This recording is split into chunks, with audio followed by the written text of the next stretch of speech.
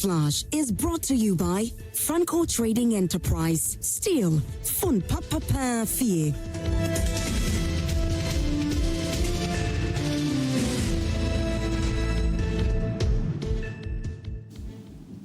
Hi there, thanks a lot for staying with us here on Prime Morning. It's time for us to get into Newsflash. It is proudly brought to you by Franco Trading Enterprise, Still Phones, Papa Pathie. And we say a big thank you to them. You can also go out there and make a purchase, coming to our branches, wherever you find yourself. And you can get your phones, you can get your television screens, you can get your air conditionings, CCTV cameras. We have that as well, and microwaves that you can also purchase from us. Franco Trading Enterprise says that Still Phones, Papa Pathie. Indeed, you can also make sure that you're getting interactive with us on our social media pages, and also call the numbers that you see on your screens. And again, do not pick any numbers on social media. You can always call the numbers that we put on the screens over here. Better yet, you can download the app as the Franco Trading app on Google Play Store. Our website is www.francotrading.com, and you can also download that the app, and then walk into our website and get all the updates and all the information that you need as far as Franco Trading Enterprise is concerned. And this morning we're grateful to them for bringing us Newsflash here. We're getting to some of the issues that have come up. We'll be looking at the front pages of the newspapers as well and what has been reported. We've got two major issues we want to be dealing with: the recovery of Ghana's economy amidst all the economic, the global shocks that we're seeing, and then we'll get into the NPP presidential race. They intend to go on primaries as soon as possible. You may look at it like a very long period, but 2026 is just around the corner. So we'll be looking at that as well. Who's going to be leading the NPP eventually when they go for that elections? That also coming up here on the show. You can send your messages to us on our WhatsApp line and be a part of our conversation this morning. This morning, I'll be joined by my brother, Isaac Kofia J. He's a senior data and research analyst here at the MGL, and he'll be walking us through some of the things that we need to know as far as the economy of Ghana is concerned. Kofi, are you okay? Yeah, good morning, KMJ. How is it going? How was your weekend? You had a good time? You always don't have like the weekend you deserve. So it's actually a very short period, but I mean, when there's Monday, you have to wake up and serve the nation. We don't have a choice, do we? Absolutely. Yep. So I'm going to walk on the, take a quick look at the front page of the newspapers that we have. And then after that, we'll have a conversation also coming up as well. And on the front page of Chronicle, it says religious politics is dangerous for NPP. Baumia tells opponents, and also suspected murder of Josephine Asante case adjourned to July 3. And away from that, NACOC NIB destroy over $350 million worth of cocaine. Others. That's the Chronicle newspaper this morning. On the back page, it's got some sports over there, so you can also grab a copy and get all the details on that. Daily Democrats, the first morning says Haruna Idrisu announces 40 million Ghana cedis boost for emerging universities, and the ADR crucial to justice delivery. Mr. Daniel Owusu-Kranting says so. And also tree planting as a national duty. Deputy Minister for Lands says so. Task force cracks down on illegal mining in Eastern region. That's also reported by the Daily Democrat this morning. You can grab a copy and read all about it. The Ghanaian publisher says Baumia warns against divisive politics, and Siama sacks 100 BOG staff. That's the Ghanaian publisher this morning. OSP jump trade accusations, and with regards to that sacking, it's justified that he said that most of them didn't go through the right procedure in getting those jobs over there. And so there's a reason why they had to sack all of them. And you can get all the details when you get a copy of the Ghanaian publisher this morning. Unity key to NPP's 2028 victory. Brian says so. And stay connected to the people. Minister charges MMDCs, and also you can get updates on the OSP jump trading accusations on Facebook over the weekend. This one says so. The OSP released a statement, and it's been back and forth. Professor Jampo says that he's going to actually put out there some of the text messages that happened between himself and the OSP, because the OSP is accusing him of trying to call him on the SML deal and all of that. So that also over the weekend was all over on social media as well. Well, that'll be all for the newspapers that we have this morning. But let me remind you, yesterday at 4 p.m., Big Chef came through. And yes, it was very, very good to see all these kids doing the amazing things that they do in the kitchen. And they had the Kibo Pepper Soup Challenge. And if you're a soup person like I am, you definitely will not miss, this beautiful thing that happened yesterday. So go on Facebook. If you go on Joy Prime on Facebook, if you missed it yesterday at 4 p.m., you can get all that you missed as far as Big Chef is concerned. You can just go and check out what the contestants did and who emerged, the star chef, and all of those information that you need. And if you, getting on some recipe, maybe this evening or later, in the week, you can also check into that recipe that they did, and you can just put something small together for yourself as well. So yes, Big Chef is happening. It comes your way every Sunday at 4 p.m. Please do not miss it. This coming Sunday, there's going to be another challenge. We'll tell you about it. Maybe on Friday, you get to know what exactly they'll be doing on Sunday. Great stuff. Now, we're going to get into it right now, and Kofi is here. Let me first of all start off with some of the things that we've seen at the beginning of the year. Kofi, no doubt, we live in 2024. A lot of people didn't have the kind of confidence that we had, in the very first quarter of this year. Let's get back a bit. What were some of the things that were making us feel the way we were feeling, as in Ghanaians were feeling in terms of the economy? Well, there is always that template to learn from, and there's always been that a year after our elections, our major election, in fact, the presidential and parliamentary elections, the country suffers a lot. And so you can actually find that in almost all the ratings agencies' report, even the IMF biggest headache coming into 2025 was how we were going to recover from the 2024 election. But it turns out that things has actually gone a different direction, where, in fact, almost all the key economic indicators we are seeing, actually taking a very good trajectory. And if you can see on the smart wall, what shows that big number or that big word is a stable economy. So what we have currently, according to Fitch, that amidst all the elections we had and all the tensions, we've been able to actually get for ourselves a very stable economy. So coming into this year, KMJ, if you're asking me what was the biggest, header, was the election we had in 2024. There were so many uncertainties across the West African sub-region, and a lot of analysts have actually predicted that Ghana possibly may fall into that bracket. But thankfully, we had a very successful presidential election. It's just the parliamentary that we still have one outstanding constituency, which we are praying that it should be settled soon. But so far, so good. We've been able to move from a very, very consequential election year of 2024 to 2025, where many had said that we'll start paying our debt, things will start becoming difficult. But it looks as if that goodwill that the current government has and the kind of confidence that investors are placing in the economy has been able to get us a stable outlook. And so this is according to Fitch. So that was what we were fearing coming into this year, but it looks like things are stabilizing, KMJ. In terms of the new government taking over and the economy getting the way it is gotten to right now, in terms of confidence, of course, the president said a lot of things on campaign, how they can change the fortunes of Ghana and all of that. But right after the elections, now you're faced with a reality. We knew what happened, some of the conversations that came up. In fact, even on our energy sector, when we were doing the presidential inauguration, the energy minister came out to say something that a lot of people felt that, okay, it didn't look the way we thought it was going to be looking after all. What changed?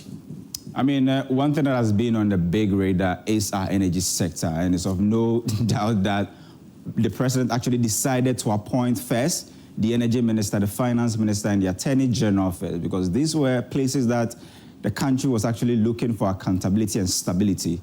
So if you look at the energy sector, for instance, in fact, this is a government that, in fact, President Mahama is who I'm talking about. In his first stanza, he was the one who introduced the independent power producers to help us solve the economy's, energy sector crisis. He did not even stay up to a year, left the office, not coming back to face them and to see how to tackle their energy sector was a big headache for them. And they knew that if you look at the energy sector, it requires over $1 billion to buy fuel almost every year to power thermal plants.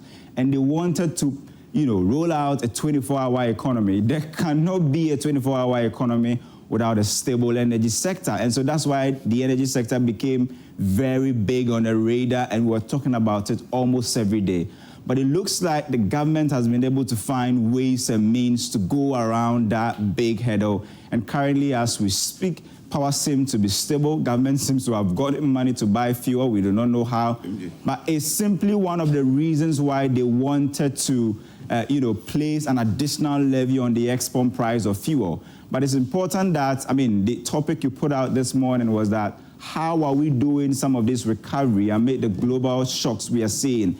And the global shocks we are talking about is still the reason why it has become difficult for government to go out and implement that 1 cedi additional levy on fuel prices. And so for energy, it's still a big headache. We can never stop talking about it because of the current, arrangements we have with independent power producers. But the good thing that is helping the energy sector is the fact that cedi has gained some sort of weight against the dollar. And so if you look at ECG, for instance, under the cash waterfall mechanism, where they have to pay independent power producers and fuel suppliers about $50 million every month, that money or that obligation has been reduced a bit in terms of the current exchange rates goodwill that we enjoy. So ECG is able to respect the cash waterfall mechanism, and power is able to stay stable. Other than that, we possibly would have found ourselves in a very difficult position where governments would have found it difficult to raise that $50 million every month to pay IPPs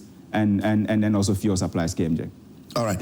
We'll be looking at a stable economy. What we can actually do with that. But some economists still feel that whatever it is that we're experiencing now, we're not out of the woods yet. Patrick Esumeng actually says that the economy is recovering on paper, but not in the pockets of the people. How do we reconcile this? In fact, it needs to start from paper before it gets to the pocket. But usually in economics, that's what we call the lagging effect. It takes time for you to feel it in your pocket, especially in a very, in our economy where almost everything is not structured. It takes a long time, and people always find their ways to price how they want and all of that. We live in a free economy. It's demand and supply driven. And so once people feel that they have old stocks that they bought at a very relatively expensive price, you do possibly not expect them to start selling at a reduced price. And so that's why we are not seeing some of the paper growth we are seeing currently in real life or in people's pocket. But the good news is that for a country that globally had a default status, was actually found itself in a restricted default and a junk territory. What do I mean? We go to the international market to borrow almost every year, and that's what we've been using to support our budget and our economy. But definitely in the global markets, you need an independent agency who will assess your economy in an independent manner and tell creditors whether you are worthy to be borrowed to. And in fact, that is what the creditors will use to determine the interest they will put on the loans that they will give you. And so if you are high risk of default, simply means if they give you the money and you will not be able to pay, they will put you in a status that will require or attract a very high premium, and it will be difficult for you to assess that kind of loan. And so it's always good to keep that status on the international capital market. And it's interesting how we've moved from a restricted default to a B- with a stable outlook. You can see how we've traveled from May of 2017 to currently, where the economy had been on a downward trajectory possibly since 2021, right after the COVID period. And we faced our main crisis in 2022, where almost everything wasn't working for us. We had borrowed a lot. It was difficult for us to pay. And so we went to the market and they saw that there was a problem. We usually will go to the market just once. But in 2022, when that thing happened where we went to the market twice, the creditors knew that there was something wrong with the Ghanaian economy. And possibly we know what were the global shocks then, and it really affected us, and we got into the junk status. But the good news is that we've moved from that junk status to B- with a positive outlook. What are some of the things that the ratings agencies were looking at to give us this stable, ratings? According to them, they say that, look, there is declining debt levels in the country. If you look at what the president actually says, he said, we've been able to slash about 150 billion Ghana cedis of our debts. That's about $15 billion gone. Why? Because currently the cedi is gaining some form of momentum against major trading currencies. There's also that sustained build-up in international reserves. We know that it got to a point where our international reserve was even just less than a month. It simply means that in crisis, how much will your reserve be able to cover you in terms of your balance of payment? It went as low as less than 1 month. Now we are talking about close to 5 months of import cover. And the ratings agency is saying that this is good, and this is part of the reasons why we are giving you that upgrade. There's also debt restructuring near completion. We know that both domestic and external, we've been successful as restructuring our debts. And one positive thing that maybe when you analyze it, some people will take the negatives, but in fact, if you look at the debt restructuring exercise that went on, I'm not going to talk about the domestic one because people actually enjoyed haircut and they didn't like it, and the Bank of Ghana also took a hit. But the international debt restructuring really did the economy some form of good where it gave us breathing space.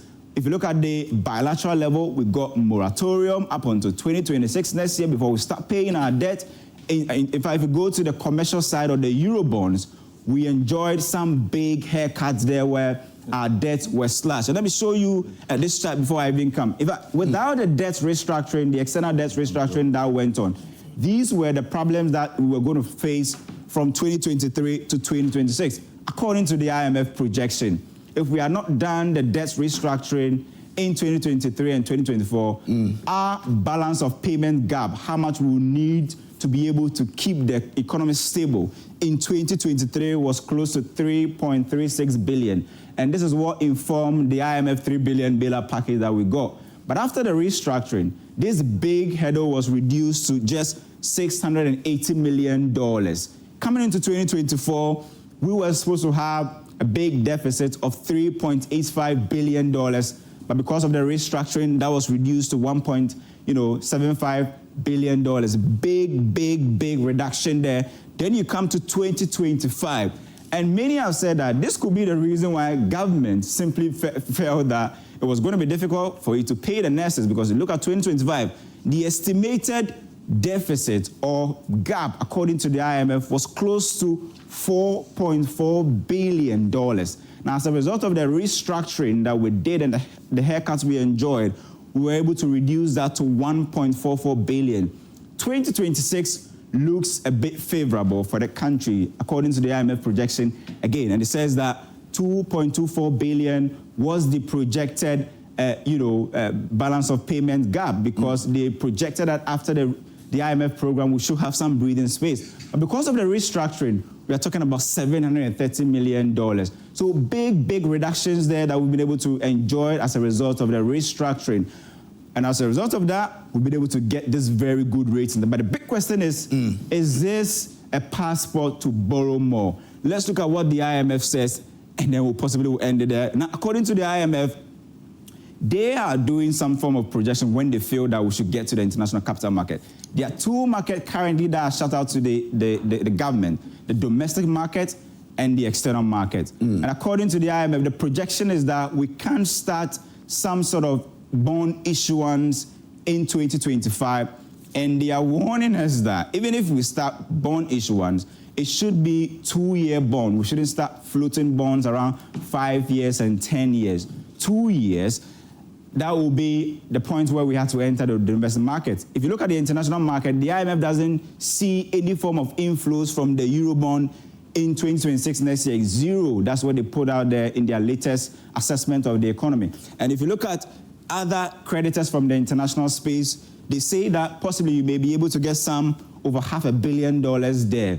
But the key question is, if government is really actually getting most of the inflows from the Gold Board initiative, which they project could bring in over $1 billion every month.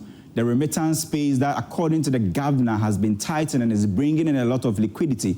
Then why then do you go to the market to go and borrow? Because Gold Board alone and tightened remittance space will be able to get you more than you possibly will get from the international capital market. So many have said that good ratings, but use it as a yardstick to stabilize the economy, to consolidate your gains that you've been able to get here. These are the gains that we are looking at as a country, where inflation has been reduced from 54% to 18.4%, where gross international reserve has moved from $6.25 billion to $10.67 billion, giving us more than 4 months of import cover.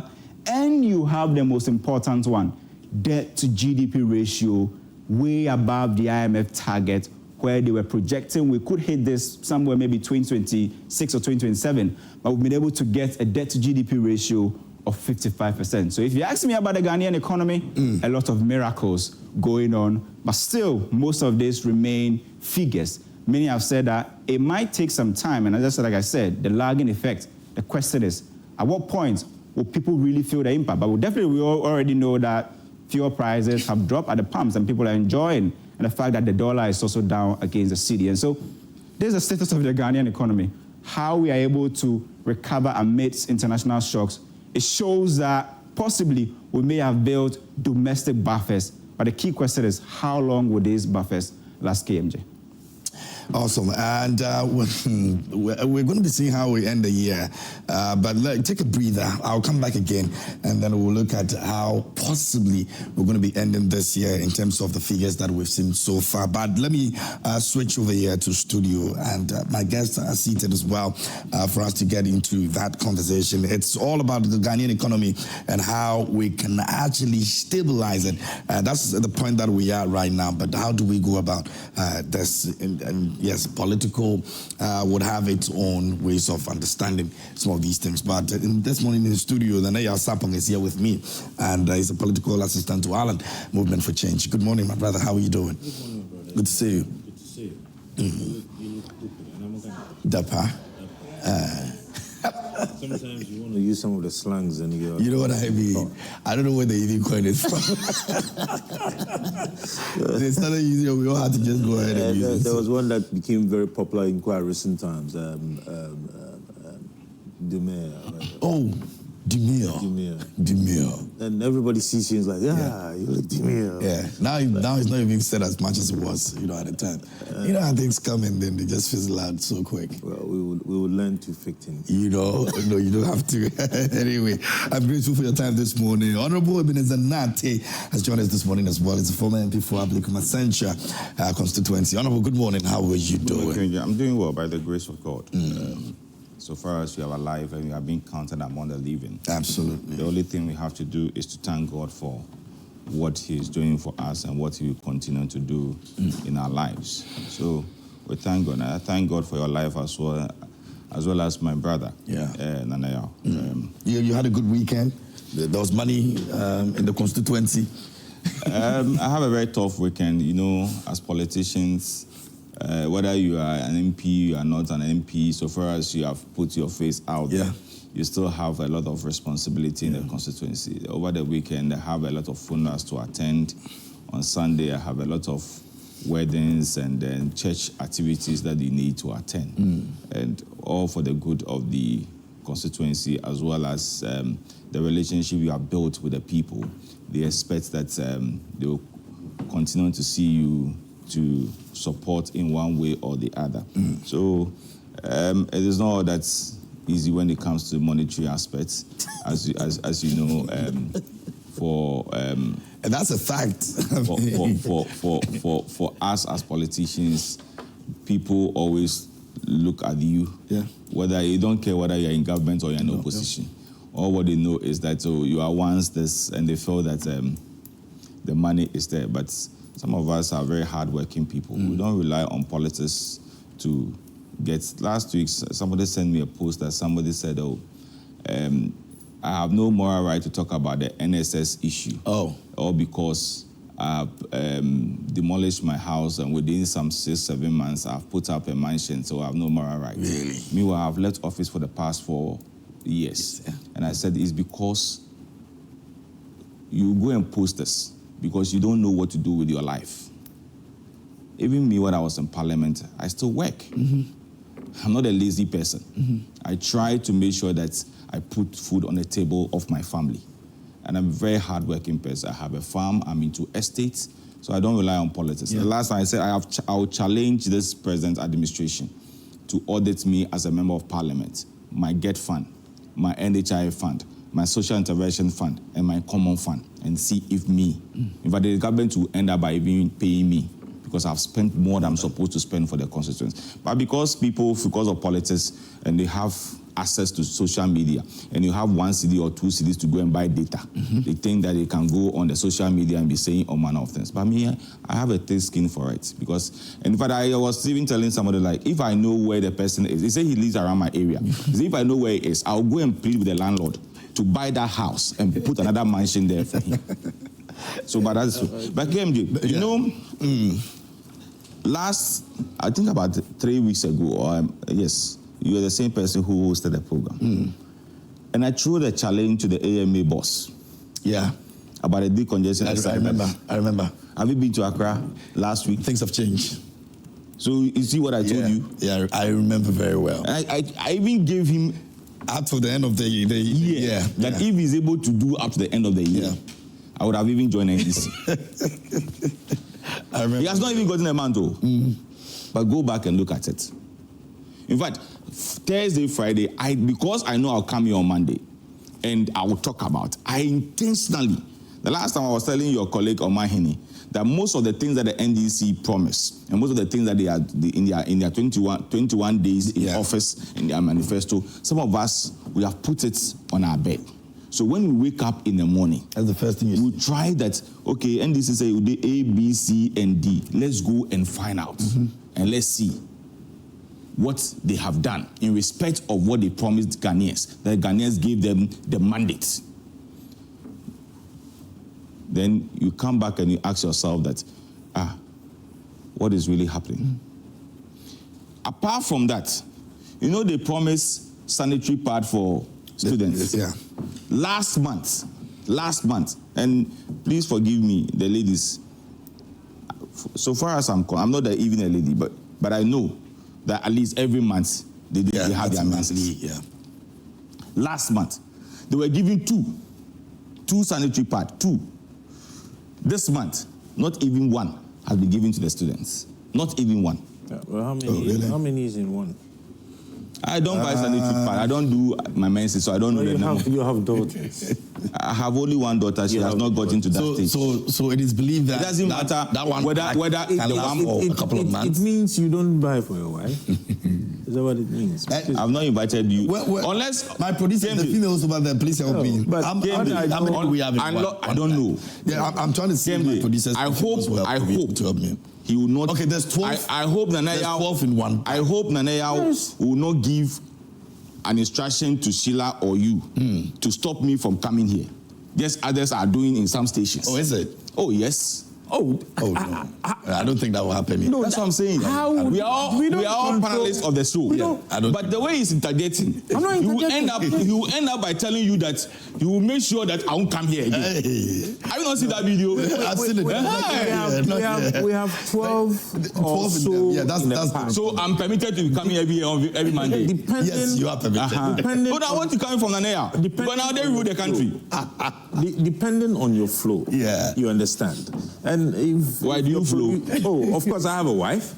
I have raised my niece. Yes. I do my teachers, but at least we've interacted with women. So with I attended a mixed school. You understand? So if you have so if you attended a mixed school, does it mean that you were checking the ladies who are doing them? And I was a don't bring that one of my school. No. But you have no right. And if you know Tamasco, you can talk about your wife. You can talk about your wife and your children and what have you.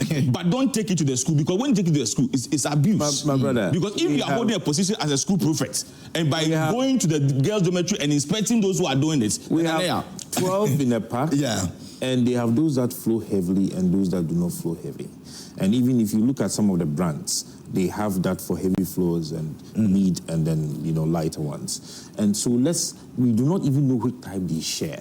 All right. So if you are a light flow, somebody who doesn't flow heavily, some of them are able to use one throughout half a day or the whole day. What do you mean by one? One pack or just one? No, one. So like for 6 hours and they change overnight. And some actually even flow less than 4 days in a month. Some flow 5, others flow 7. You are here. Thank you for education. So you cannot. I now understand why. I now understand why Alan was planning to give him the Minister for Gender and Children Affairs. All right, let's make progress this morning. But that is also a conversation that we may look into this week as well. I think it's something that Honourable has brought our attention to. I'll be looking at the decongestion exercise. But the decongestion exercise, I mean, I think we all sat on this table and then we said that there was the need for us to go beyond the AMA boss, look beyond it with very patriotic eyes and lenses. Because, you see, you cannot just go there one day and say you are driving people out. If you remember, that was when you brought in this aspect and I was questioning I was asking for a national dialogue on the redesign of our various infrastructure that we have, including our drainage and our markets. Now, it goes beyond just moving our people. You cannot be there all the time, and you are not able to recruit people to be standing there and driving them away every now and then. You get it? The people also themselves, at a point, get corrupt, and they would allow these people to come back onto the pavements. But having said that, I think that we should be able to encourage the various MMDAs, all right, to be able to take this seriously. It should not just be when they have taken office. I mean, we all said that it's just because he had taken office in some few days, he wants to be seen, he wants to be heard of, he wants to be, I've come mini, that kind of a thing. We need so that's why I caution of the promises that they were given. We need to look very careful. We need to look beyond that. It's very important. Okay, very well. Thank you so much. You can also send your messages to us. Let us know what you think now. Some few other conversations that come up. You can also let us know what you think about that as well. But we're looking at the economic recovery of this country and ending the year where we probably will be heading towards. You can also send your messages to that effect. A big thank you to Franco Trading Enterprise. And Honourable, Fitch says that we are getting an upgrade. Things seem to be getting better. There's a shock coming. Well, maybe we'll not feel the impact that much, but it looks as if this fight continues for a while, we may feel the impact. You think the president, with all that he has done, will be able to still stabilize this economy like we've been able to do so far? KMJ, the last time when we have the same discussion on the economy, the question that I asked myself, what measures has this current government put in place to see to the stability of our economy and benefits that we get as ordinary Ghanaians? I asked this question. I'm not an economist, and I have tried to stay away from maths. Some of us are always concentrating on our reading subjects. But the fact of the matter is that whether inflation up, inflation down, whether GDP up or down, whatever the economy is, it is the ordinary Ghanaian that will let you know, or that will tell you the state of the economy. That's true. It is not about Face telling us that, by the way things are going, our economy, or will be having access to go to the bond, to go for bond, or we have access to go for loan and all. It's not about that. I don't care whether government goes for loan or it goes for anything. All what I care, that I can able to afford to buy food. I can able to afford to buy electricity. I can able to pay my water bill. I can able to afford to buy fuel. This is what the ordinary Ghanaian wants, and also feel it in his or her pockets. Because if all these things are being done, and at the end of the day, you don't feel it, then it means that whatever government has put or whatever measure government have put in place, it will not yield any results to the ordinary Ghanaian. Kemeji, as I'm speaking with you, yes, just about 2 weeks ago, I bought some rice and oil. The prices that I got it 4 or 5 months ago is different. It has been reduced. Apart from rice and oil, go to the market and check if there's any other thing that the prices have been reduced. And as my brother rightly said, people always have the point that, oh, I bought this old stock, and so far as I bought it old stock, I cannot reduce it. That's why the last time when we were having the same discussion, I raised the issue of how we can regulate our markets. But the point is that the Ministry of Trade, and I'm having an IR here to educate us more on that, the Ministry of Trade might now have so much oversight responsibility when it comes to the market. Because if you go to Abosokan right now, you can get somebody selling an engine, the same car engine, 1 cedi. You go to another person, it's 50 pesos. You go to another person, it's 80 pesos. Which is a big challenge. So you ask yourself, how do we come by this? Somebody will tell you that because we pay so much duties at our ports, he or she decide to go and use Nigeria or Togo. So his oil prices will be lesser than the one who use our ports. So therefore, then what we need to do is to check our ports and see what we can do at the port to reduce the taxes as well as what they are supposed to pay to enable ordinary Ghanaian who passes through the Ghana port to also get his goods in markets and get it cheaper for people to benefit from it.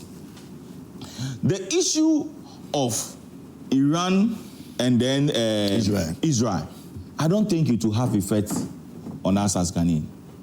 I don't think so. Why? But did Russia and Ukraine have effect on us? Did Russia and Ukraine have? It did. Are you sure? Your government said that it was having an effect on us. When we said it, the same party that is in government today and some other group of people told us that no, and that all the bomb that Russia is sending to Russia, none of them have fallen into this country.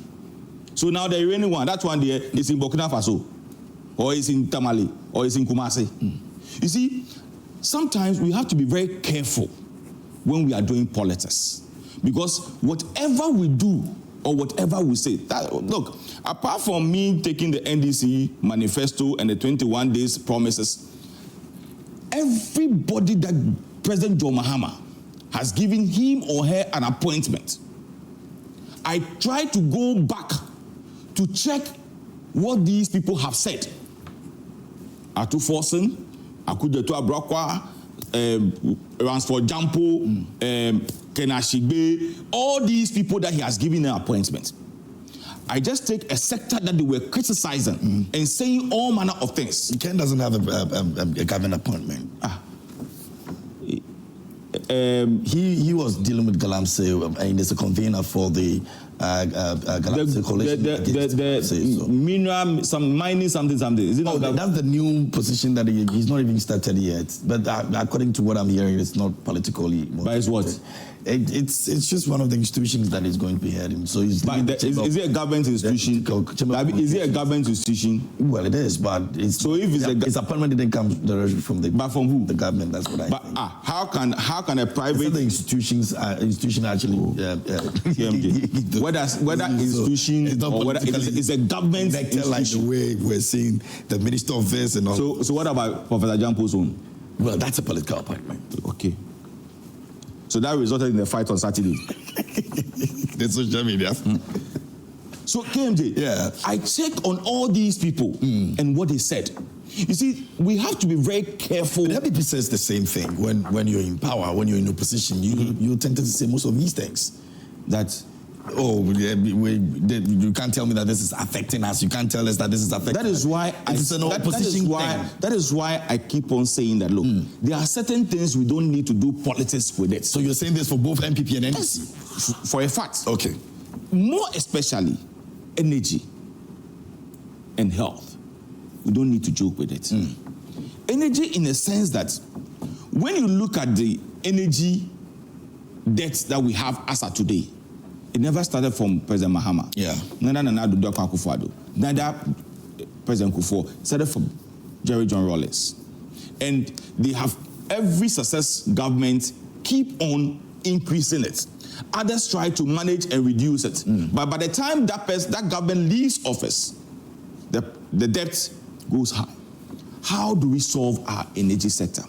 There are so many ways that governments, opposition in government, other groups have suggested a way that in this country of ours, we are so blessed to the sense that there are some countries find it very difficult to come out from the room because of the weather. In our case, God has blessed us to the sense that He said from this month to this month, you benefit from it. Until recently that we are having climate change. Yeah.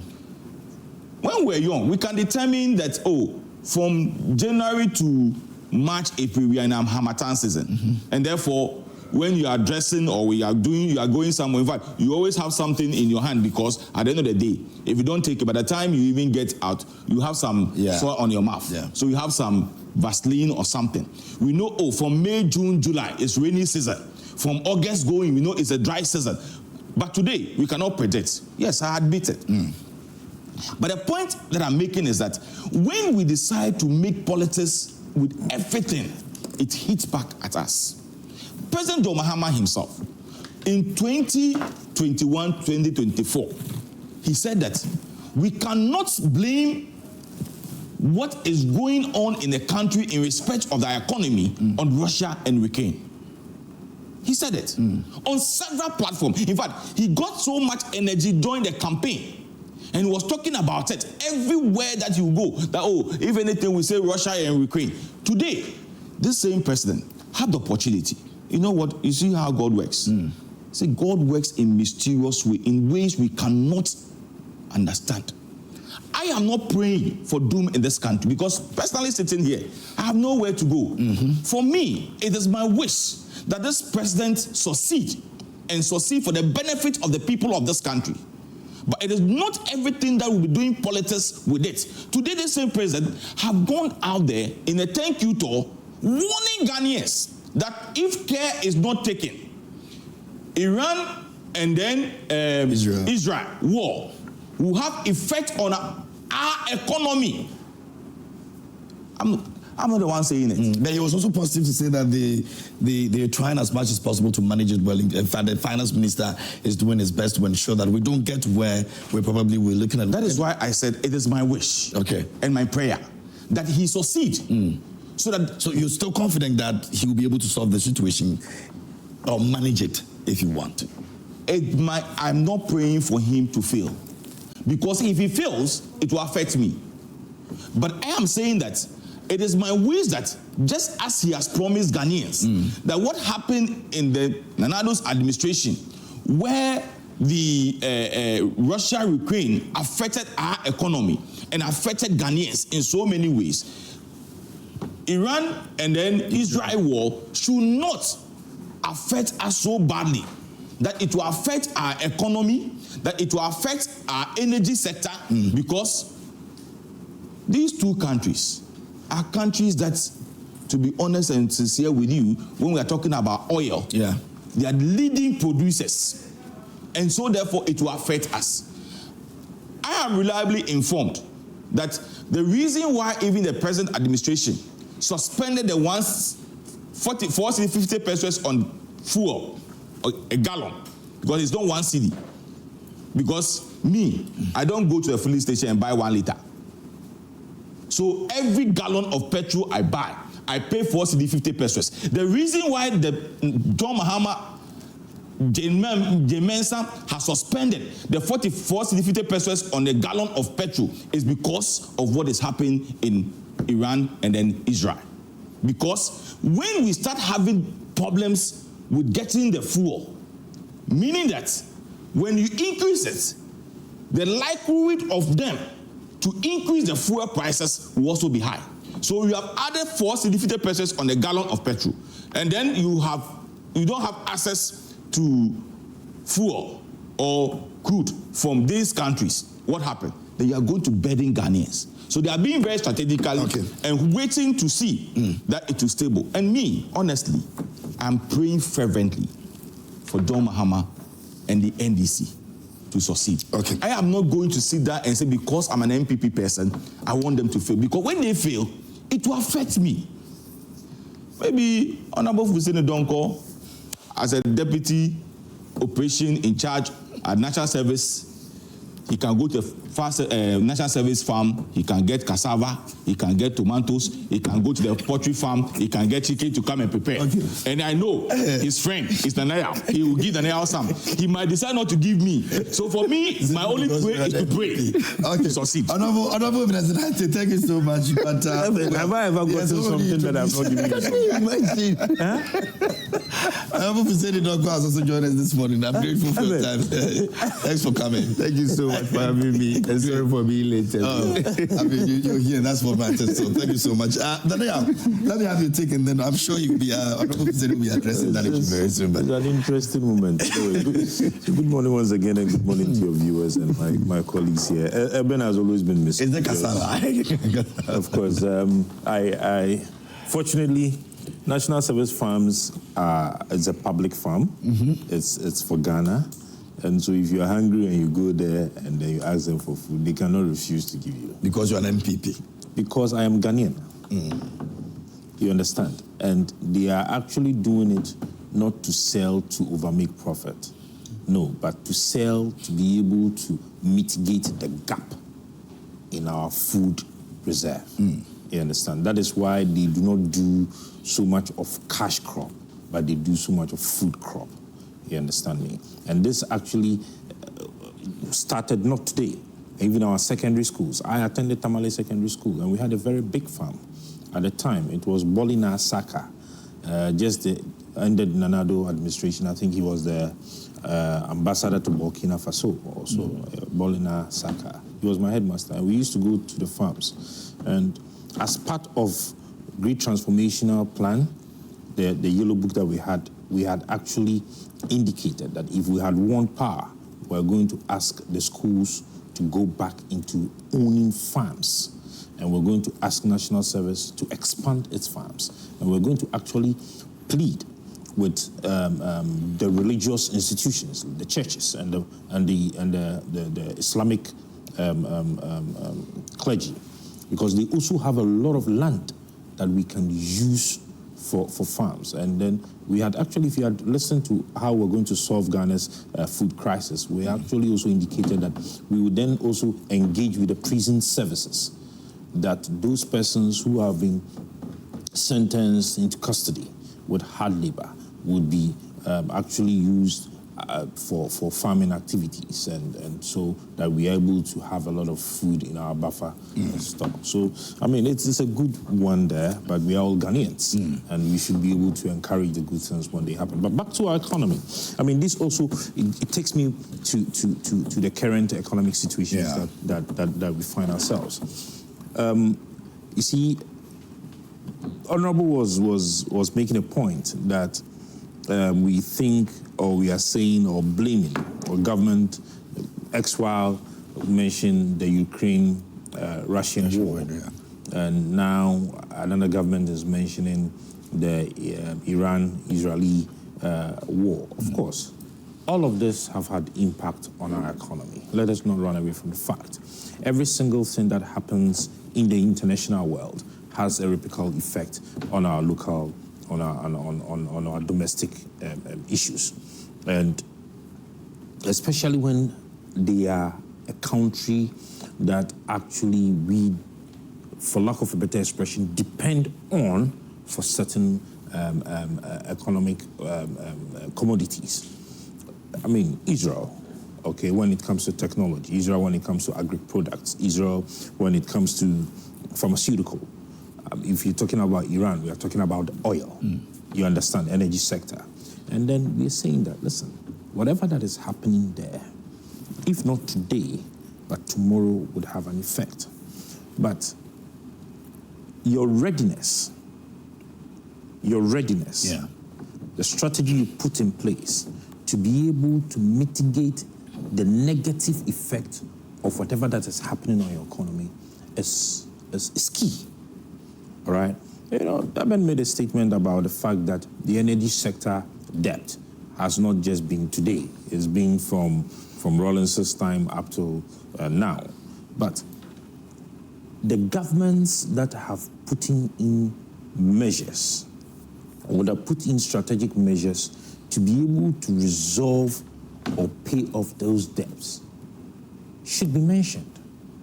You understand me? So if you notice, while Kufuor's administration tried to put in some measures to be able to solve the problem. Then we came to the Mahama Atamils, Mahama Emisa Atta, when they brought in what we call the ESLA, all right? Also to be able to pay off the heritage debt in our oil sector or energy sector. Then we came to the Nanado administration. Of course, he will be in a better position to be able to mention, all right? Because, you see, when you have a legacy debt and you have put in pragmatic measures to be able to deal with the debt, and it even does not work, the fact that you have taken steps is key, because then you have laid the foundation for others to build on them. All right, so it is very key because you are dealing with the economy. And once you are dealing with the economy, you want to put in measures to be able to attract investors. You want to attract direct foreign investment to be able to help build the economy. And some of these things are very critical. All right. Now, my brother, he mentioned trade. Let me just deal with this one before I move on. If not, I might forget. He mentioned the fact that the prices in the market have not been reduced. It is only the rise in the oil. And number one, Ghana operates an open market. You understand? There's no clear policy controlling. No, there is a policy control. There are policies. But we operate an open market. So you are free to go and buy and come and sell anything you want to. Nobody controls you. Yeah. You are free to deal in anything you want to deal in. Yeah, I was making reference in terms of and number two, yes, it's also, I'm saying that we operate two hills. Number two, we do not have price control. All right. What government does is that government leads negotiations. All right. At the trade, government leads negotiations. And then government also creates favorable environment conditions for price stability. You get it? Yeah. So government does not control prices, but we create that enabling environment, that favorable environment for us to be able to have price stability. And so that is why you would have the Bank of Ghana and the Ministry of Finance coming once in a while to be able to put in certain ratings, bank rates, exchange rate, try to, hold here and there. Then people, once that condition is created, based on that, the businesses are supposed to. All right. So what we should be pushing for is for our businessmen and women, captains of industry, to be more patriotic, to have a mindset change, to be able to have Ghana at heart. That, listen, when government has been able to negotiate, when government has been able to create that favorable and business environment for price control, you should also, as a patriot, adhere to it and try to also work on your prices. So government has been able to negotiate with the oil sector. I mean, we've been able to reduce it. It's reflectant on our pumps. Yeah. Okay, and you are a dealer. Government cannot force you to reduce your prices. But based on what is happening, you should be Ghanaian enough to reduce it. You should be human enough to be able to reduce it. You say that when you go to import, duties are high. Government has been able to put in conditions to be able to have favorable import duties now. What do you have to do when you have gone to pay your duties and they have been reduced? It should be able to reflect on the prices on your shelves. Okay, so this is how government operates. So we cannot, no government I've been at the trade and industry before. No government can force anybody to reduce prices. So if you may recall, we had these issues with cement manufacturers. Yeah. Where the then minister, Katie Hammond, had an issue with them and was trying to force them to reduce their prices. No, you can't force them. You negotiate. Listen, these were the conditions. These were the factors that led to the price hikes. All right. Now, government has been able to reduce it. The government has been able to do A, B, C, D. Please, what are you able to do for us? You can only have countries or economies where government controls key sectors. All right? I'll give you an example, like the housing sector. There is a huge gap a deficit in housing. Yeah. There are some countries that they've built so many units that they do not even have people to sleep in.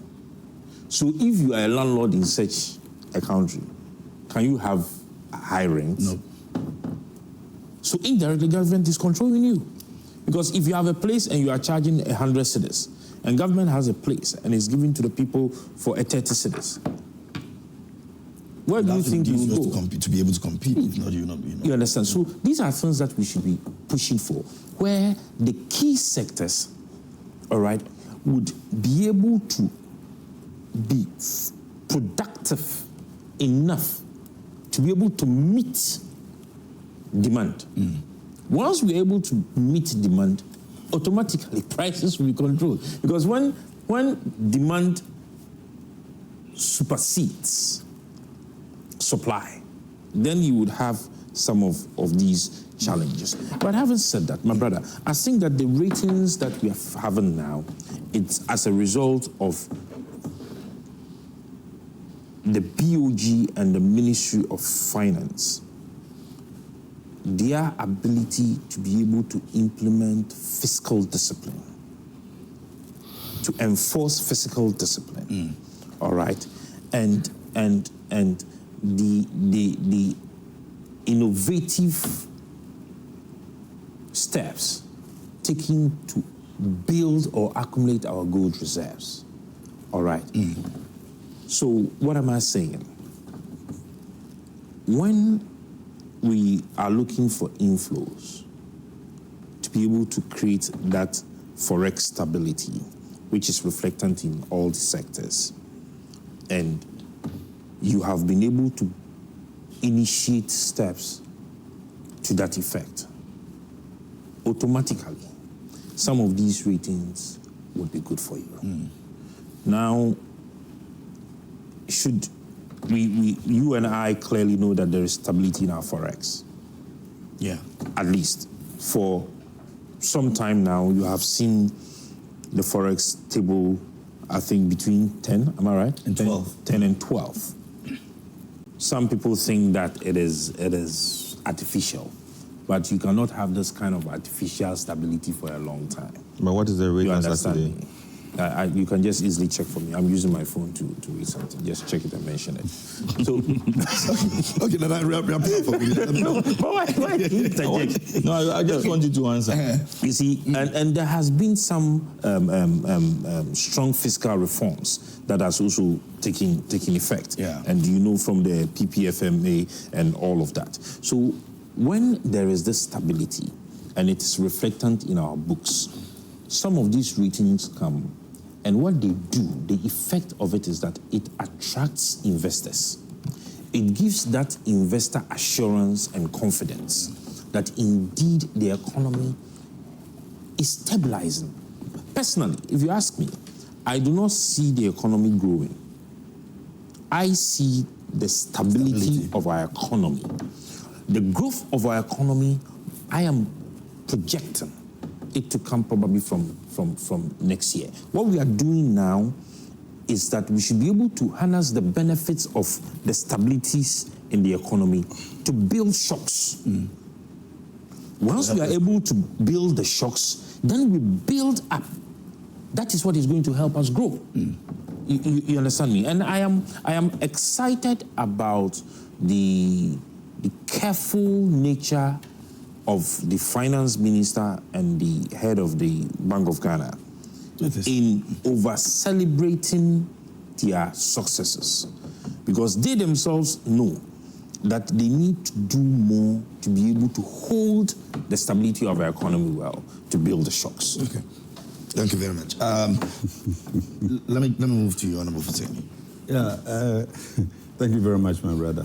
And it was fascinating listening to my brother. Honorable Nate. Nate, as usual. The mischief was superb. And good morning to your viewers once again. I think the problem we are having with the NPP now is coming to terms with reality. The fact that what they failed to do in 8 years, somebody has even been able to do that within just about 6 months. They still can't fathom the whole thing. That is really their challenge now. And so, let me help my brother. You see, the ratings and then debt situations in a country, apart from the economic indices, mostly are also driven by perceptions. And then your character and behavior of your own, especially BOG, finance minister, vis-a-vis the whole economy. How the government position itself can even affect your ratings. One, if you have a very reckless government, that market players are not even able to consistently predict your fiscal behavior, that alone gives them worry. They can either shelve their how do you call it, their investments or demand to take from you what they've invested because they are not sure of your behavior. Yeah. So what did this government do? First and foremost thing he did when we came to power was to make sure he tightens all the leakages. So now, Bank of Ghana controls all forex exchanges. What I mean is that all international trades, we go and sell our gold, we go and sell our cocoa. Bank of Ghana is directly responsible for that. There is no private bank that is now taking government monies and saying, pass it through my bank, let it wait for some months or some weeks before I now transfer to central bank. No, that is not happening anymore. Happening before. Yes. Do you get it? Now, the recklessness is gone. Government is not spending on unnecessary things anymore. You realize that this government is actually spending on things that he actually has money to do. So, people are not borrowing in the name of a certain phantom contract, one district, one factory, one village, one dam, one district, one, toilet facility, one district, one warehouse. Loans were being taken for those projects. And all the banks were suffocating under non-performing loans. Those things are not happening anymore.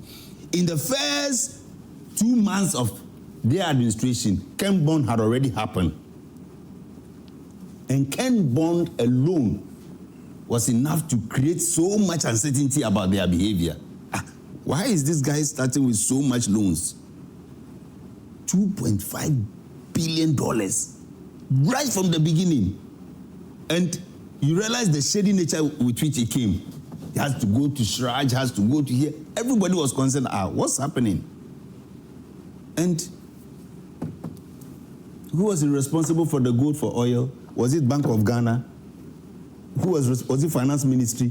Who was responsible? Up to now, we don't even know. So where was the dollars going to? In the name of God, they are building cathedral. About almost $58 million is gone. Where did it go to? Who did that money go to? How did we even spend that money? So you realize that just by the Bank of Ghana governor saying, listen, all cocoa proceeds are passing here. Every gold you sell on behalf of Ghana is passing here. Every oil proceed is passing here. That one alone is able to make sure that, listen, now government has enough dollar there.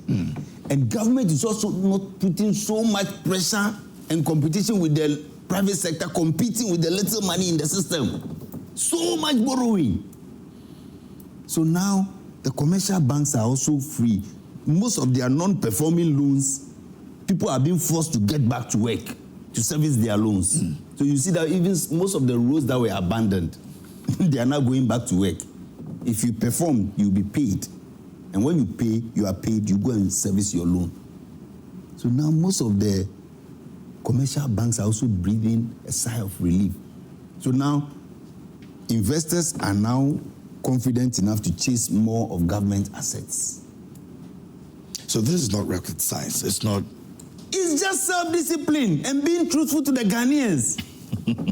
And that's what they. You don't waste taxpayers' money. That's what they didn't have. They were too reckless.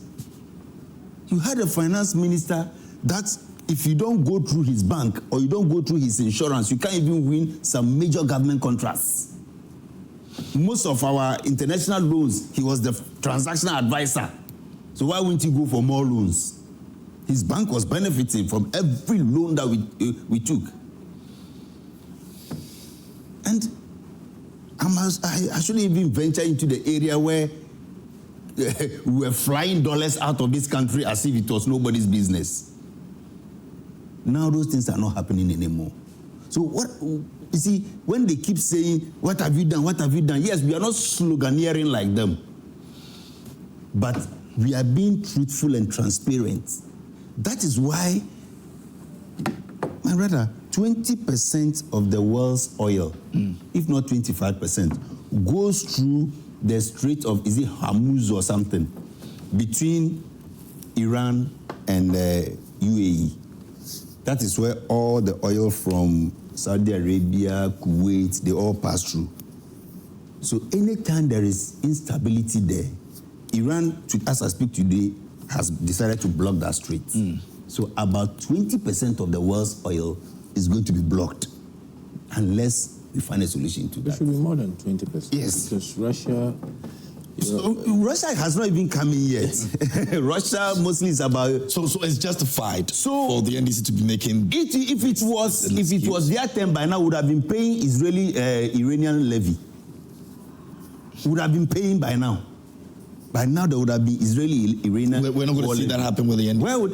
even the 1 cedi we put on a liter of fuel to be able to mitigate the power sector. Yeah, it was withdrawn after stakeholder engagement. Yes, because we wanted to be sure how... It was not withdrawn, it was suspended. It has been suspended, yes. Well, and they were postponed. If it were them, they would have implemented it. No, you see, and they were still taking COVID. Fuseini. Are you not taking COVID now? Oh, but no, are you not taking... When you said during your campaign, you were going to get rid of it. Up to now, it's still there. You were going to get rid of e-levy after implementing it yourselves. Come on, they said they will remove COVID as well. No, exactly. So what is happening to COVID? What is happening to COVID? Are you taking COVID or not? No, take yours. No, just present Ghanaians so. Let me finish my Are you taking COVID? Why should I respond to you? Oh no, you said I'm telling you, if it was your abolished anything that happened, you were going to tax us for it. So which the NDC will not do so. Which the NDC will not do so. That is why we were going to suspend. No, I'm talking about suspension of. I'm also talking about COVID. I'm not answering you. But you see, I have an issue even with the suspension of the 1 cedi on the fuel. The fuel, yeah. It was not. The explanations we got was not just for the fact that we needed the money for the now. Yes. We needed that money for the future. That's not true. That is not true. Can I because the president said that they are going to use it to pay the debts. Yes. The minister for energy said they are going to use it to buy fuel to generate power generators for us to get light. Can I learn? So they are two different things. There's a confusion between the president and the minister. If you don't buy fuel, how can you have money between the minister and then the president? But because they're not understanding each other, that's why they suspended it. Oh, come on. How can the minister and the president have to understand who takes the orders? Who gives the final order? Honorable. We don't mislead our president. Part of that money was going to be used for the legacy debt. Yes. Part was going to be used to actually help sustain fuel availability fuel availability. That's number 2. Who says so? That's what Number 3, said. for The president said. infrastructure You know, investment in the sector. All right? For infrastructure investment in the sector. So looking at these 3 things, all right, I did not see the need why the president or the government should have or went ahead to actually suspend. Also, see, the fact of the matter is that the yes, 1 cedi. This is a particular. No, one has to land so that we can. The 1 cedi was not just 1 cedi. It was a build up on a certain amount that was already in existence. It was, I think, 40-something pesos that they were charging. That's what the honorable was saying. They went it's up not. to a 1 cedi. So having suspended the entire 1 cedi, then Don't say what? 1 cedis. It's not 1 cedi. Well, Because technically, when you are buying a gallon of petrol or diesel, it's 4 cedi 50 pesos. They are saying 1 cedi per liter. Okay, hold on. And 4.5 gallons, that's 1.5 liters. Give When we were buying fuel at 17 cedis per liter, was it not a build-up? You are saying as if that it's 1 cedi. Give me a moment. Kofi has been doing all the data and the research on that. Kofi, what are we looking at? I think we've had this conversation before, but we still have to get some clarity here. Is it 1 cedi, 4 cedis, or how much exactly were we supposed to be paying? Well, let's actually start from per liter. Currently, how much you pay is an average of, let's say, 94 pesos per liter, depending on whether you're buying diesel or petrol. Depending on where you are buying it. I think there's 95 pesos for diesel and 94 pesos for 94 pesos for petrol. And in fact, let's get a clarification. Currently, the rate is between 94 and 95. Government is hoping to place an additional 1 cedi that will make it 1 cedi 95 pesos for diesel, 1 cedi 94 pesos for diesel. So maybe let's say you can say approximately 2 cedis per So a second, can I ask you a question? Yeah. Is the 1 cedi reflectant on our pumps? Yes, the 1 cedi will be charged. In fact, the rates of that tax handle, which is the energy sector levy, will be increased from the current 1 cedi 95 pesos and 1 cedi 94 pesos to current 95 pesos and 94 pesos to 1 cedi 95 pesos and 1 cedi 94 pesos. So just by doing so, unless maybe a certain tax handle or a certain margin is taken off, it will definitely be felt at the pumps. It will reflect on our pumps. When it's implemented. All right, so what is the initial one before it became 1 cedi? What was it? What was the figure? Because it is already a tax that is in existence. So that's what I said, that the initial one is 95 pesos, 94 pesos. and 94 pesos, which people are still paying. If you buy a liter of fuel, there are about 8 taxes that you pay. 8 taxes and less margins. That's what Honorable is saying, is almost 2 cities, right? When it's implemented, it will definitely go up. The tax component, tax component currently forms about 40% of the price. Yeah. So if you actually buy fuel, tax component of every liter you buy, it's about 40% of the price you pay. Yes. And so if the rate goes up, you definitely will have the tax component also increasing. Many have said that if you add that tax, it means that every liter that you buy, that energy sector recovery levy or energy sector levy becomes 8% of the export price. Very well. I think it's a good time, but Honorable Fuseini, I think it's a good time for us to move to our next conversation, right? If you don't have any other No, I just want to, you just take it in good faith that, yes, they failed Ghanaians. John Dramani Mahama is resetting Ghana, and the reset is starting from fiscal discipline. That is reset. That is what John Mahama promised, and that is exactly what he is doing. So they should just be man enough to applaud him and say, well, we failed, now you are showing us the way. Simple. Okay, very well. Now let's move on to the next conversation. I'll be getting some of the messages that our viewers have also sent to us. Kofi, our next conversation, we're looking at the NPP. They've decided that they do a top-up approach. I don't know whatever. Some people feel that the foundation. Exactly. Where are we headed with this? What have we been able to dig out so far? Well, definitely the NPP is learning from lessons that they had when the Akufo-Addo was first appointed, and you had possibly a candidate that the party had chosen not being in the same line with party executives. And so possibly they know that when they went to the polls, and you see on the smart wall very soon how the NPP has actually dipped in performance, they definitely will know that because the first candidate didn't really pull up the way they wanted, there are a lot of factors that led to the current rates we see on the smart wall. But the reason why possibly the NPP is going to the primaries so early and using this approach is that they now need a leader where if you select the person leading, everybody will follow that person. Currently, there are so many factions in the party, and they simply want to elect a leader so all others will toe the same line. If you elect the flag bearer and you elect your party executive, they know that there's a flag bearer to answer to. But definitely, it might not go in that same trajectory that you want. But the reason why the party is hoping for an early primaries is because of this performance you see on the smart wall, where the NPP has dipped as low as 41.75% in terms of what they got in the last presidential election, where many have said that, well, there were about 40% of the registered voters who decided not to go and vote. And if you look at the NDC's momentum they got in the 2024 election, they didn't really add much. But many also said that this is also a clear indication that the voter population had a certain kind of judgment on the performance that you came through, under 8 years. This is a scorecard for them to say that, look, we weren't happy with the performance that you put up in 8 years. But let's actually understand this more and why maybe the party may be going to the primaries very, very early. This is how the NPP has voted for their presidential candidate since 1992. And many have said that if you compare what Dr. Mahmoud Bawumia got in the 2023 primaries in a national delegate conference, or in the national election to elect the flag bearer, you compare it to what others got, was a big dip, and many were making the argument that this could mean that he possibly does not have the kind of ratings they need to go into the 2024 election. But definitely the party was behind him. They went to the election and they actually came out with this result. And many have said, then open up the gates for people to also come in.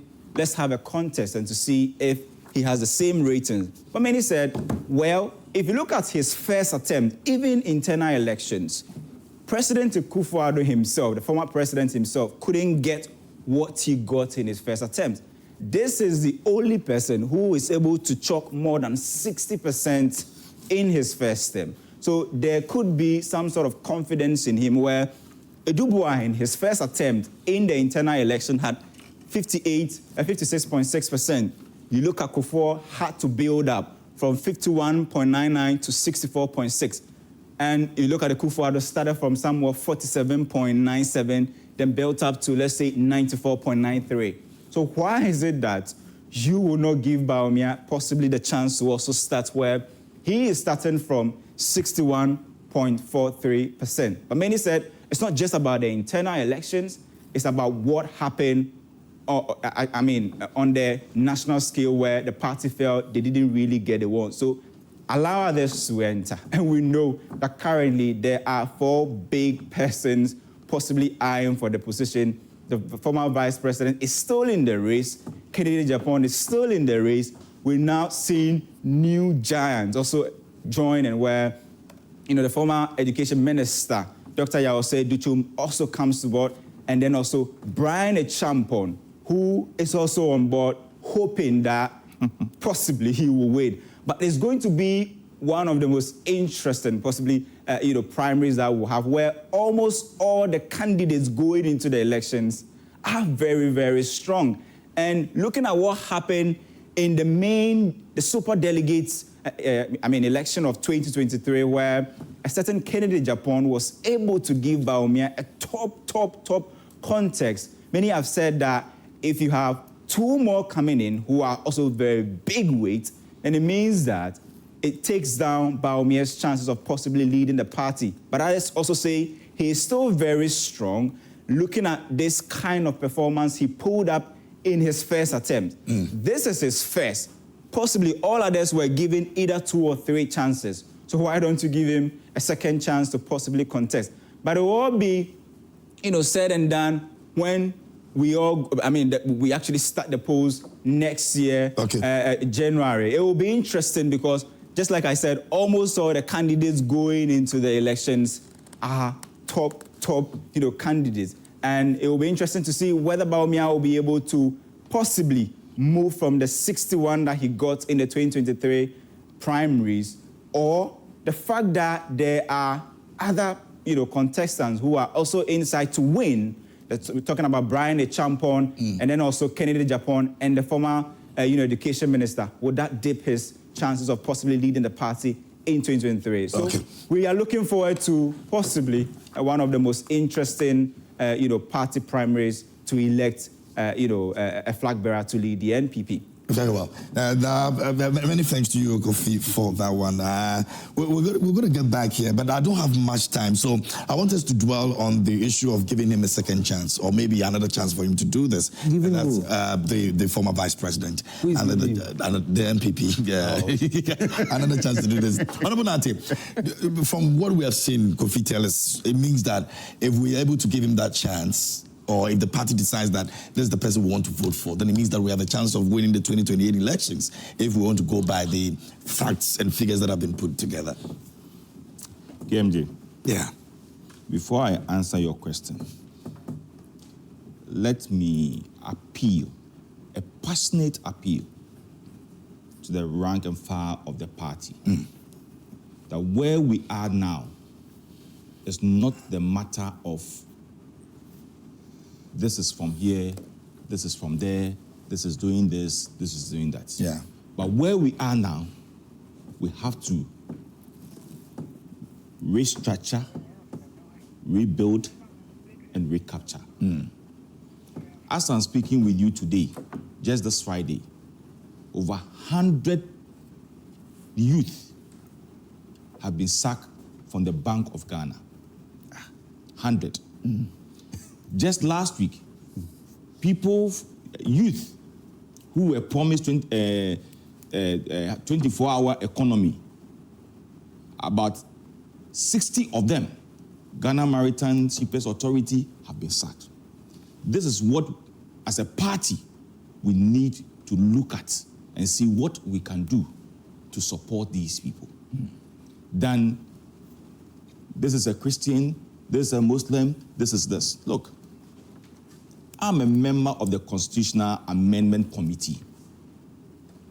That after Professor Michael Quay presented his report to the National Council, our committee was also formed to receive proposals from party people, as well as those who have so much interest for the party, as to what we need to do in our constitution that governs the party. But somebody will ask, why did he call for a constitutional amendment? Was it part of Michael Quay's report? Yes. In respect of the recommendation given by Professor Michael Quay, he outlined certain things that contributed to our defeat. And one of the things that he talks about was the electoral college of our party. The proposals that we received, and let me say, I have never and ever absent myself from all the committee's meetings. I attended all the committee meetings. We engaged all the people who my brother just projected their names of they contested. All of them appear before our committee. We also engaged the former president, J.A. Kufuor, former president, Nana Dankwa Akufo-Addo. We also engaged other people that we felt that the party had to look into all these things. We received over 350 plus proposals from party faithfuls. All of them asked that from where we are now as a party, we should be able to have our presidential candidates first. And let me put on record that all those who appear, who the faithfuls, hopefuls, with all of them, when they appear before the committee, including Kennedy Japan. In fact, he gave a later date by March. All the other people were like, we have to do it as soon as possible. But he's the only person who said that latest by March, we should be able to elect our flag bearer. And March and January, for me, I don't see much difference. Okay. I don't see, for me, I don't So see the NPP is good to go. For me. You agree we should go with this new approach that way? No. You see, people are not getting what we said. And let me read from what... Okay, so read that and let me move to the next. We said that... I have only 10 minutes to do. From the presidential primaries, what we said was that the proposals that we received, majority are saying that we should do our presidential primaries first, after extending our electoral college for the presidential election. After. And what is the electoral college? Now we are saying that former MPs, former MNDCs, former ministers and deputy ministers who are card-bearing members, and then former constituency, regional, and national executives should be included in the electoral college. So if you're a current constituency officer, even if you are not running or you are running, you have a mandate to vote, as well as a regional and a national officers. So we are saying after the expansion of the electoral college, and what's the expansion? We are saying that from 5 to what? 7. And these are all proposals. Okay. These proposals are yet to receive the light of day at the national conference on the 19th of July. As to whether party people will say that, yes, all the proposals that you have brought, we are receiving it or we are rejecting. Even at the electoral area level, we have one person as electoral area coordinator and 10 police stations under him. We are saying that from next election, we should have an electoral area executives.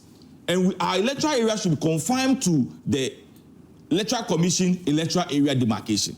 Because, for example, you come to my constituency, you come to Abosokan electoral area, we have 58 polling stations with 3 coordinators.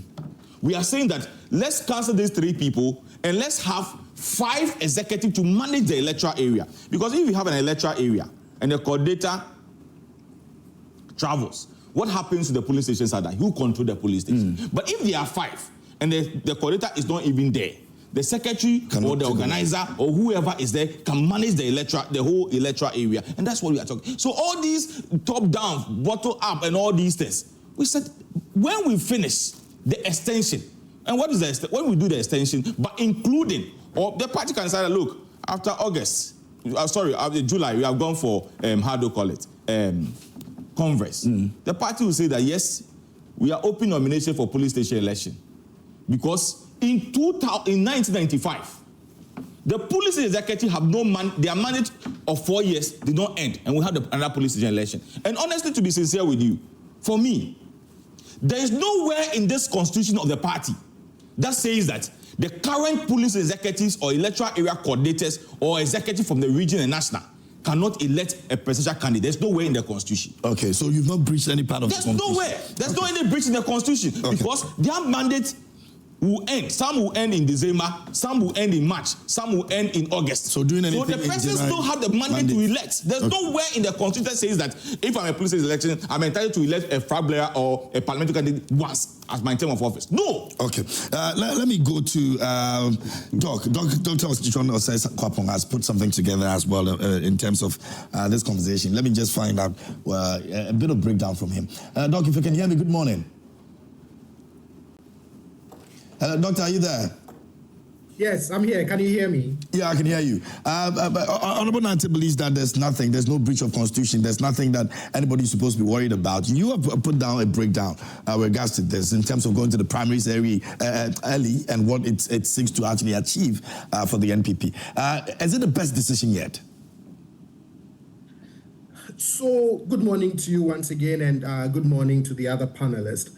I think for me, my biggest worry, as I expressed in the piece, was that coming off the back of the 2024 loss, the setting up of the Professor Michael Quay committee to review the elections, what went wrong, we were told that whilst the report would not be made public, that there were some recommendations for the party to undertake certain reforms. One which was made public, which is the expansion of the Electoral College.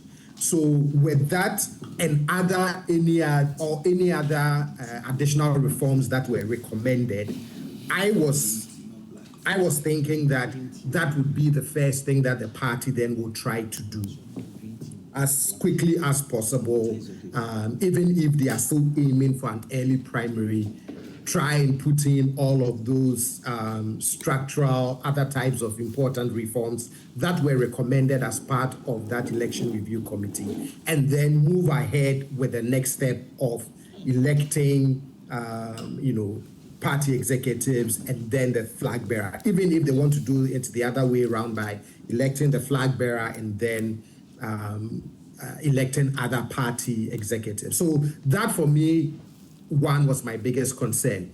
The early primary issue did not bother me that much because the party has a history of having quote unquote early primaries. I mean, if you look at the 2000 election, they had a primary in 1998. If you look at the 2012 election, they had the flag bearership race in 2010. So it won't be out of the ordinary to see the party 2 years ahead of the next election holding their presidential primary. Again, as I said, my concern was what then happens to the reforms that were recommended as necessary to help the party move forward and position them for the next election. There's also questions about the need for party unity, so that if you approach it this way, get it out of the way, and then subsequently have other party executive elections, you give yourself enough time to build party unity. But I've regularly argued that time is not the only essential ingredient needed to build party unity. It is how you deal, particularly during the primary process and afterwards, how you manage any intra-party grievances, post-primary grievances. That for me is even more critical, because if you are able to manage it well, where everybody walks away, both winners and losers, walk away feeling they were treated fairly in a contest that the outcome is acceptable to all, that for me is one of the key ways of ensuring party unity, and not necessarily the time factor. Because of my time, maybe one last thing that I want to ask you before we go. Now, the other thing is the fact that it's going to end up favoring one person in terms of, who becomes the flag bearer. Do you think it plays a very critical role over here as well? Well, ultimately, I think I sincerely believe that the party delegates, the Electoral College, would still make that decision of who is best positioned to lead the party into 2028. So have it early, have it later, structure it the way it is being structured. I don't read too much meaning into an attempt to skew the race in favor of a particular person. Yeah. Okay, all right. Let me say a big thank you to him, and then that's Dr. John Osai Kwapong joining us this morning. He is a CDD fellow, sharing his thought on that. He's written a very, beautiful piece on this, whole top-down approach and what it's possibly will be looking like in terms of eventually when they go on the polls and all of that. But let me come in studio and find out from Honorable Fuseini, are you excited about it? Well, not excited about it. Do you think this is a good, easy way out for the NDC? No. If they have all these things going on, then we have to also build our base. Eventually, we end up beating them again in 2028. I think I'm just sad.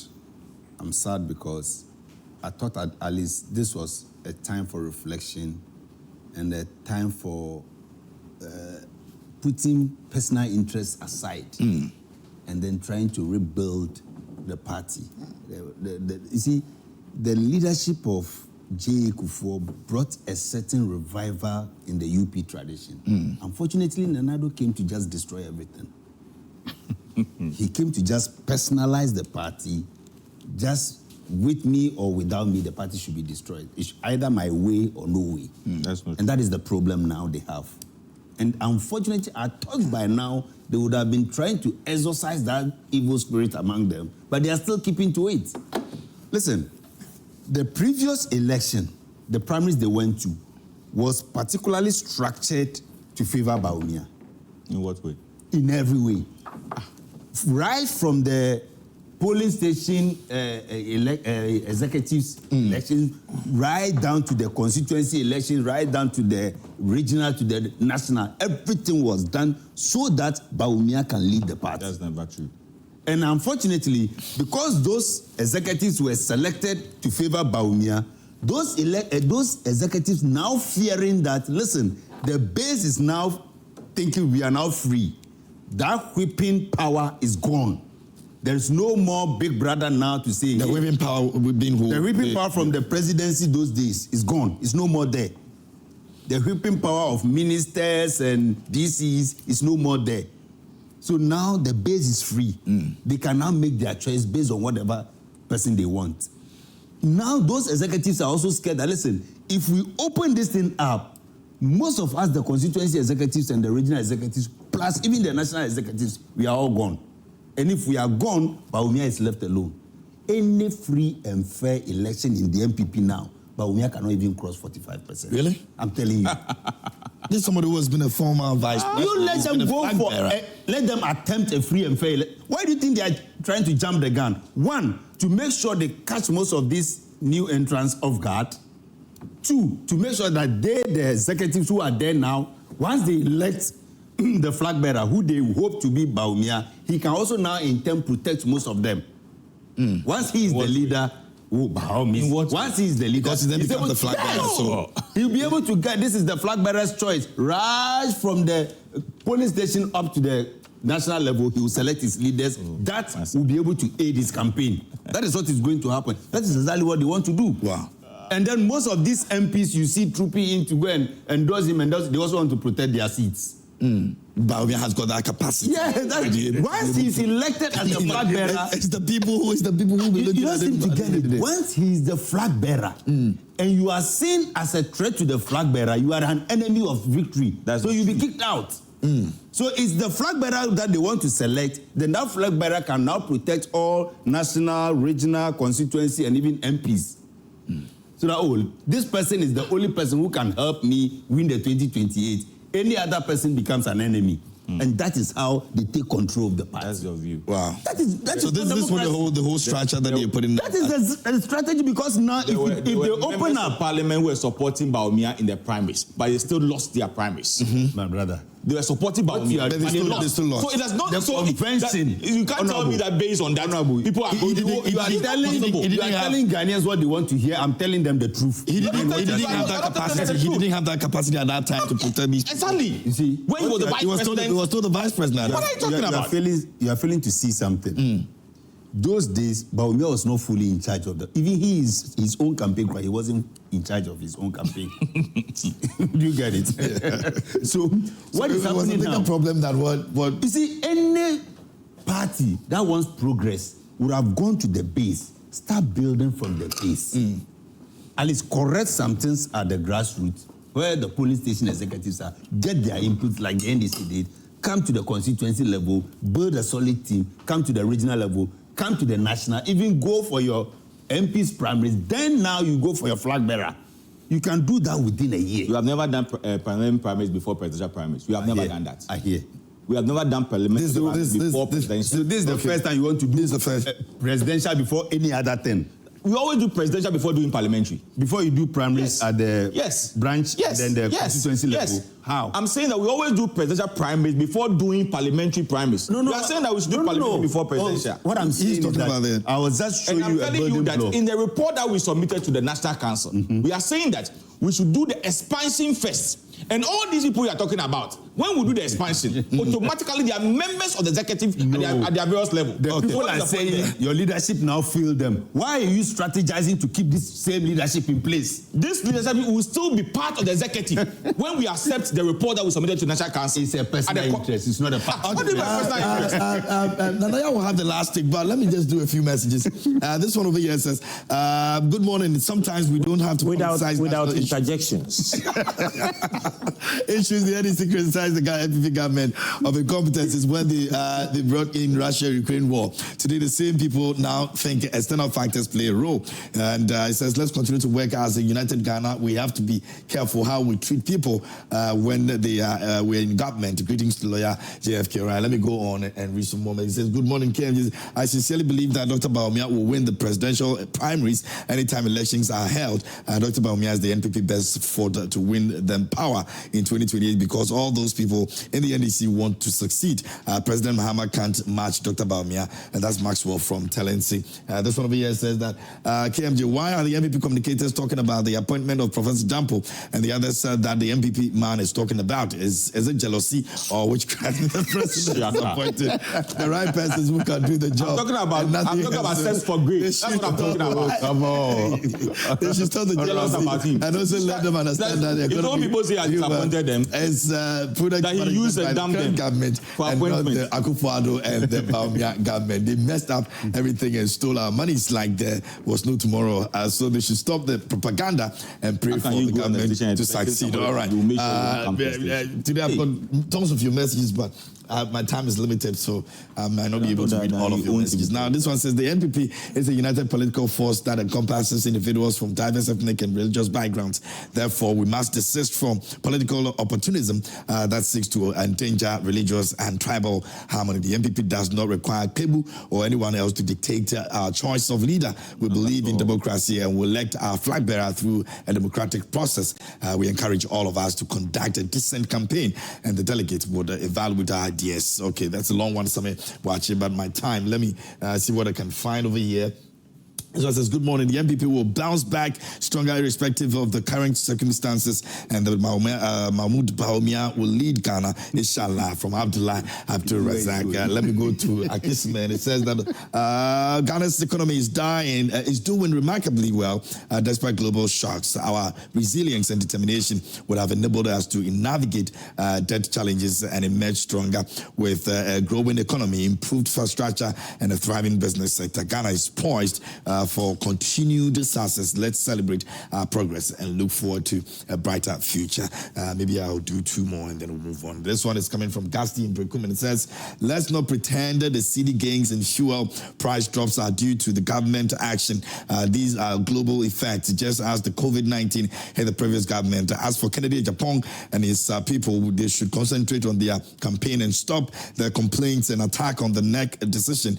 They must talk about policy and stop dividing the party more. The last one over here, and this one says that, good morning, my brother. Please let the NPP communicator know this. Even if the current government fails to perform to Ghanaians' expectations, the alternative will not be the NPP. He is just pretending to be worried about the happenings now. Meanwhile, deep down his heart, he's so happy and praying the fight should escalate further so that he and his cohorts can capitalize on it. But his wish will fail. And that's Proforum in Bono who sent in that one as well. So that's your messages. I'll take Nanaya's remarks and then I'll do a few messages on Facebook, then we'll wrap up for this morning. Nana. Oh, brother, it's interesting. It's interesting when we all were thinking. Oh, but you are interjecting already. I'm just giving, he has only 2 minutes to do this, and you are interjecting. I should not interject him. But if he says something that needs interjection, I'll interject. So we should make sure that he Nana, can you go without anything that will make it? I don't have time. I have only 2 minutes. It's interesting when, over the years, repeatedly, you have done something, but you fail to learn out of the lessons of life. There is a book I was reading, and I put it on my Facebook page, I think on Thursday, When I put it out, a lot of people read meanings into it. I had a call. I said, when the smart is dumb, all right? And there is nothing more dangerous in this life than a sincere exhibition of ignorance out of arrogance. My brother, when an organization has failed, what you do is that you come together, you sit around the table, draw out the things that made you fail, all right, in a layman's language. Then you try to bring out reforms. Out of the reforms, you draw up a restructuring plan. And then you implement. And so I remember very well during Paul Afoko's time when he was vying for national chairman, he stated something called the new plan for power. You see,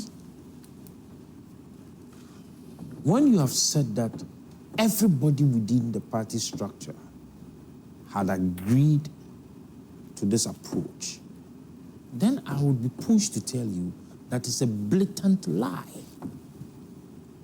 But he's my brother.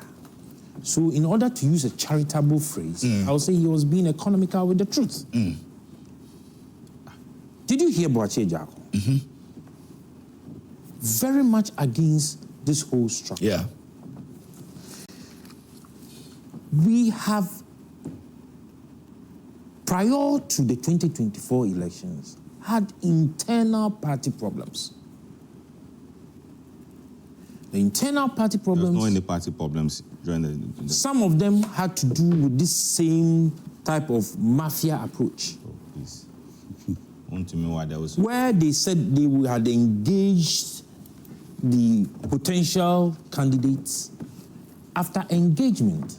When you have refused to implement or agree to the suggestions that have been made by these people you have engaged, does it mean there has been an engagement? But if majority not at all. Okay. By it, You understand me? Yeah. Not, So we should be looking at how to wrap up for me.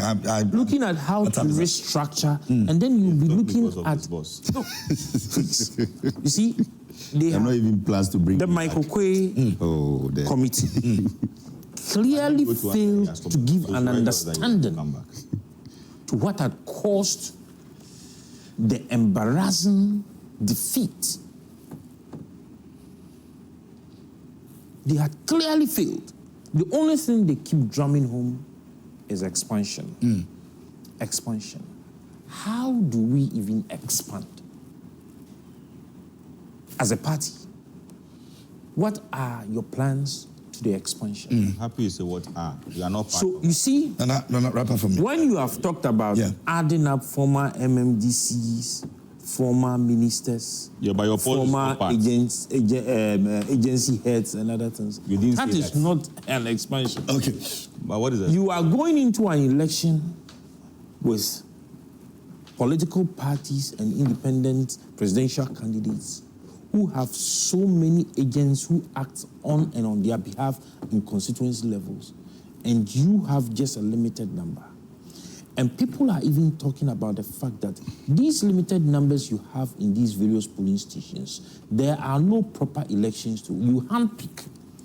And I am not surprised. No, I don't have to. As an MP, my time is up. as an MP, he knows that some of these MPs take their albums, put it in their bedrooms, and they play dummy, unim dummy, draft. So I don't know. You are this one is not there. This one is here. This Okay. one. Then they form their own. No, album. I have to go. And this is what has led to where the party is today. The party is clearly failing to see the causes of their problem. When you go, I have to go. It breaks my heart when they always want to involve former President Kufuor. Because This it's not is a because of the party. statesman. We do not involve your votes because we no longer part clearly- of us. Okay. But who still have the party at heart? Unfortunately, I Irrespective of can't anything, they will still remain in the party. Irrespective of anything, the person will remain in the party. The people that we always vote Baumia agenda. I'm not doing any political agenda. I'm not doing any political Baumia agenda. I'm not doing any political agenda. I have mentioned somebody's name. Irrespective of what is happening in the party, they still remain in the party. I have mentioned Franco Trading Enterprise, still phones from Perfect. Please do well and go get your things from them. No, but you are not landed. You are not landed.